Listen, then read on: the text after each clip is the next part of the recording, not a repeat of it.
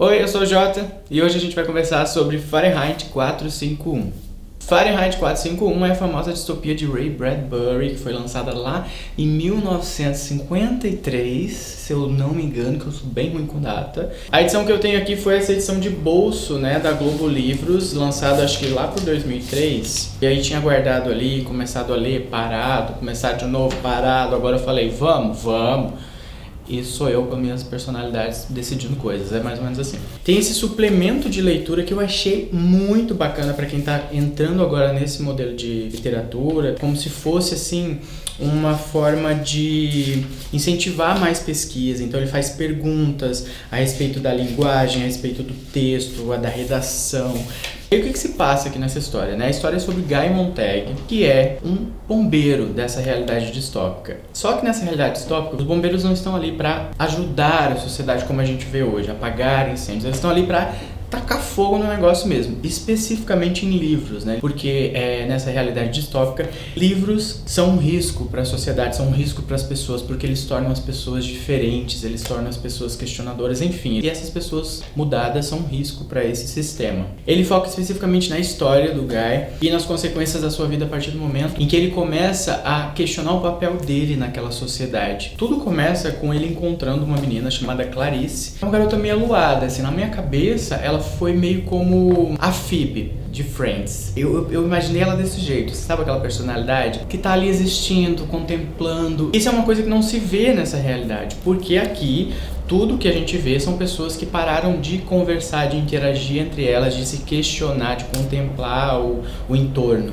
A TV é uma coisa que está em todos os lugares, então assim, são telas enormes dentro de casa, os programas são interativos, o que também é bem louco, porque se você pensa em 1953, quando esse livro foi lançado, ele previa nessa distopia que no futuro a TV tomaria conta de tudo, né? Então as pessoas assistiriam muito e conseguiriam interagir com esses programas. Coisa que a gente tá vendo hoje? A gente tá vendo hoje, não é mesmo? Então já fica aquela coisa, você já começa e pensa, eita! E aí o Guy, ele encontra essa Clarice nas primeiras páginas do livro, e ela começa a fazer perguntas, ela quer conversar, ela puxa assunto com ele, e ela tem uns comentários assim, meio diferentes provavelmente do que ele está acostumado a ver, que fazem ele começar a se questionar. Ela é uma garota de 17 anos, então assim, questionadora, olhando tudo ao redor dela. Enfim, uma adolescente, né?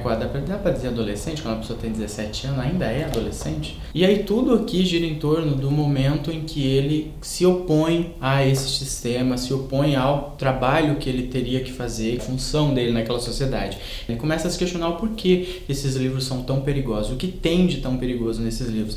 E aqui eu quero levantar alguns pontos que eu achei bem interessante que esse livro levanta, que a gente se identifica hoje em dia nesse contexto social que a gente tá, nesse ambiente que a gente tá, que é a internet. E eu fiquei tipo, cara, isso é muito atual. Primeira coisa, as pessoas não conversam aqui. Nas primeiras cenas desse livro, a gente vê uma situação em que ele chega em casa e ele encontra a esposa dele meio que desmaiada, desacordada, porque tomou um frasco de remédios pra dormir. E ela tomou tipo uns 30 comprimidos e ela está lá desmaiada. Você pensa, nossa, ela se matou. Não, ele chama o socorro chega, faz a lavagem nela, conversa sobre coisas, e você pensa, meu Deus, é uma tentativa de suicídio? A galera do socorro tá tratando isso de uma forma muito banal e parece que faz parte de uma rotina. E aí no outro dia, a esposa do Montag, ela acorda e ela não lembra daquilo que aconteceu. Parece que essa lavagem levou dela até essas lembranças e um pouco até da memória dela, até um pouco da consciência que ela tinha sobre ela, inclusive. Dela, pelo menos, como personagem,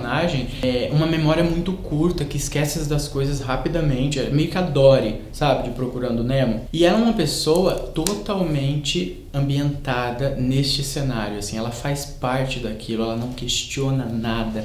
A única preocupação dela é com os programas de televisão que ela acompanha diariamente. Então essa angústia do Montag, ela começa até a se intensificar, porque ao mesmo tempo que ele começa a se questionar muito sobre o que ele faz, o papel dele, o porquê ele faz aquilo, ele não consegue instigar essa pessoa para conversar com ele. E aí a gente chega num momento que é muito interessante, porque o chefe dele é uma pessoa que é muito inteligente, apesar de queimar livros, sabe? Inteligente no sentido de tem argumentos para moldar ou para direcionar as pessoas que estão nesse momento de questionamento para se manterem dentro daquele sistema. Quando o chefe dos bombeiros começa a perceber que o Montag está mudando o comportamento, está se tornando mais questionador, está com uns papos esquisitos para aquele ambiente que ninguém tem, ele faz uma visita ao Montag e aí eles têm uma das conversas mais legais do livro, tá? Onde esse chefe ele dá um pouco de explicação pro Montag sobre como eles chegaram naquela posição, como aquela realidade se tornou aquilo. E essa origem de tudo, ela começa com...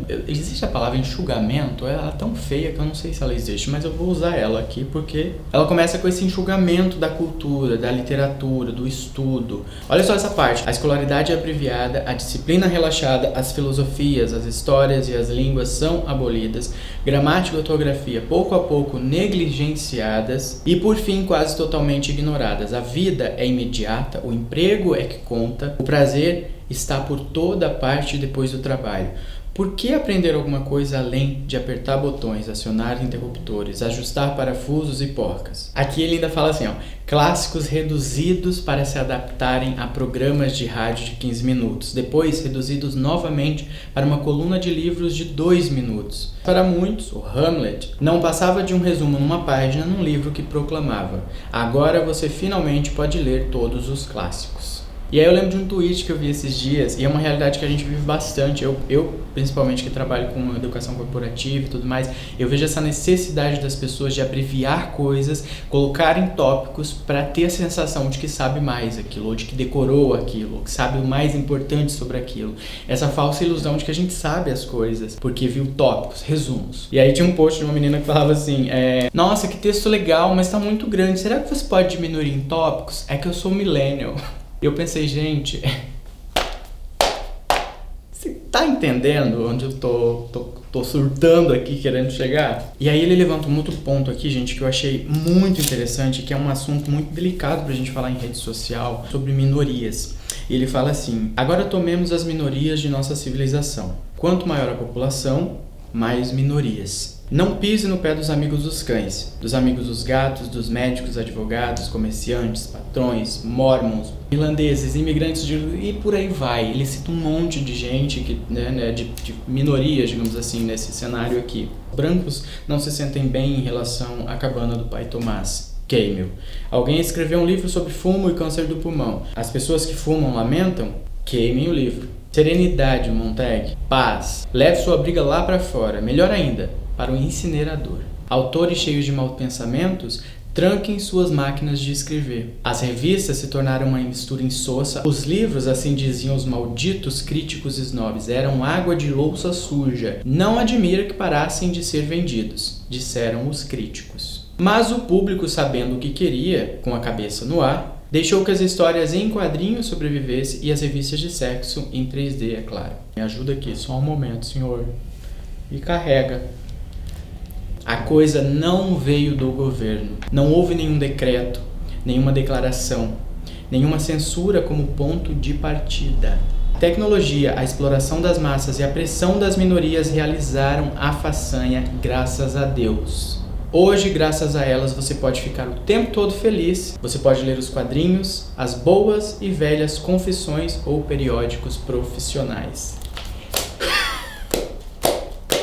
Então, a gente chega nessa coisa horrível de que não precisou um sistema totalitário, não precisou um governo dizer acabou, cortamos os livros, cortamos o entretenimento, chega, vocês não vão mais ver nada. Não precisou. A população se encaminhou para isso, fazendo esse enxugamento na cultura. Então, as pessoas não tinham mais a capacidade de dialogar entre elas, começou por aí. Elas começaram a se sentirem ofendidas com qualquer tipo de representatividade que uma obra literária, que uma arte, que qualquer expressão artística falava, que não fosse a dela ou que não fosse as com as quais ela se identificava. E com essa falta de diálogo, essas pessoas não conversavam mais, não debatiam mais, não criavam meio termo sobre as coisas. E aí o que aconteceu? Fogo em tudo, corta tudo. Se é pra criar caos, se é pra criar... Chega, não vai ter mais. E aí tudo que foi sendo lançado, provavelmente com esse monte de, regras que precisavam ser seguidas, que a população, né, não admitia ver diferenças, elas começaram a se tornar coisas que, para agradar todo mundo, se tornou rasa, se tornou insossa, se tornou sem graça, e aí ao mesmo tempo isso também não causava mais interesse na população, porque eram coisas chatas, e aí, como eles usam aqui essa expressão, tranquem suas máquinas de escrever, os escritores pararam, tudo iniciado com o próprio povo. Então isso Fiquei pensando muito sobre isso, como é importante a gente aprender a dialogar com diferenças. É bom a gente ficar com esses pensamentos e buscar essas informações depois por conta própria. E aí, como um dos maiores compromissos dessa população era o prazer acima de tudo, etc., elas não queriam se incomodar, não queriam discutir, não queriam... Então, assim... Ok, mano, porque é mais fácil, aí a gente não vai discutir a respeito, a gente faz a Kátia cega aqui, não precisa ver isso aí, e faz de conta que tá tudo bem. Só que o mais doido disso tudo é que no meio disso aqui, as pessoas estão muito envoltas nessa situação, nesse cenário, só que tá acontecendo uma guerra, literalmente, e as pessoas não conseguem prestar atenção nisso, não estão dando a devida atenção a isso, porque seria um problema muito grande para elas se preocuparem, e essa guerra... vai ser definitivamente o grande plot dessa história. Fiquem apenas com essa informação e sigam essa leitura, vocês vão ver. Tem uma parte muito bacana que ele fala aqui sobre como se questionar é uma porta, digamos assim, para uma melancolia, para uma tristeza, enfim, e que as pessoas não querem se sentir assim. E aí por isso elas terminam não buscando informação, porque às vezes você vai encontrar respostas que nem sempre são garantia de que tudo vai ficar bem. E você não sabe lidar com isso, você não tá preparado para isso. E aí você meio que abandona, tipo, não, é melhor eu não ver isso aqui, porque daí que os olhos não vê, o coração não sente. Enquanto isso, o pau tá torando e pessoas estão decidindo por você, e aí, enfim. E aí ele fala assim, ó, se não quiser ver um homem politicamente infeliz, não lhe dê os dois lados de uma questão para resolver. Dê-lhe apenas um. Melhor ainda, não lhe dê nenhum. Deixe que ele esqueça de que há uma coisa como a guerra. Promova concursos em que vençam as pessoas que se lembrarem da letra das canções mais populares, ou dos nomes das capitais, ou dos estados, ou de quanto foi a safra de milho do ano anterior. Enche as pessoas com dados incombustíveis. As entupa tanto com fatos que elas se sintam empanturradas, mas absolutamente brilhantes quanto a informações. Olha isso! Não as coloquem em terreno movediço como filosofia ou sociologia, com que comparar suas experiências. Aí reside a melancolia. Eu fico louco! Pra que pensar a respeito de coisas que eu não posso resolver e que vão só me deixar triste, chateado, me sentindo impotente? E eu tenho certeza que você também provavelmente deve ter sentido isso em algum momento, principalmente depois das últimas eleições, depois dessa bagunça política que virou esse país. Você não tem essa sensação? Eu tenho, assim, eu tive muito isso. Eu não vou mais entregar nada a respeito desse livro, eu quero que você leia de verdade, pega, é rapidão, sério. Você provavelmente vai fazer como eu, porque você começa a ver coisas que, né, fazer paralelos, aí você vai anotando, quando você vê, você tá doido. Mas vale muito a pena, gente. Pega isso aqui. E o maior pensamento que isso aqui me despertou foi como é importante a gente aprender a dialogar, a gente não abandonar diálogos, a gente sempre tentar entender o lado do outro, e não isolar, se fechar em bolhas, porque é isso que acontece aqui. As pessoas estão totalmente trancadas na individualidade delas, na busca pelo prazer e diversão o tempo todo, e não param para ouvir o outro, para conversar, para trocar, e tudo caminha para um caos que eles nem têm noção. É muito fácil você ficar no meio de pessoas que concordam com você. É acolhedor, faz você se sentir pertencente, mas a solução para a maioria dos problemas não está nessa bolha, nessa zona de conforto, nesse ambiente onde tudo está bem, porque você está com gente que pensa igual a você. Que chato seria se todo mundo concordasse com você. Então acho que a gente não pode ter medo de diálogo, não pode ter medo desse meio termo que a gente precisa encontrar. Para isso, tem tanta coisa que a gente pode fazer, até em livros mesmo, você pode aprender como não se comunicar de forma violenta, como chegar a consenso, como aprender a ouvir melhor as pessoas sem julgar. Porque no final das contas, a gente nunca vai viver num ambiente onde todo mundo vai ser igual a gente vai estar bem com tudo, e todas as opiniões são iguais. Nunca foi assim. Né? Não vai ser agora, não sei se isso é uma angústia dessa geração, e a gente não vai conseguir isso, a gente sempre vai ter essas diferenças. Enfim, eu espero que vocês tenham gostado desse vídeo, eu espero que vocês gostem ainda mais do livro, e mais do que tudo isso, eu espero que vocês consigam tirar provocações legais disso aqui, que faça você se questionar pelo menos um pouquinho sobre para onde está indo a nossa capacidade de dialogar, como a gente pode fazer para não deixar isso morrer. Obrigado se você me acompanhou até aqui, a gente se vê no próximo vídeo, beijo e até a próxima.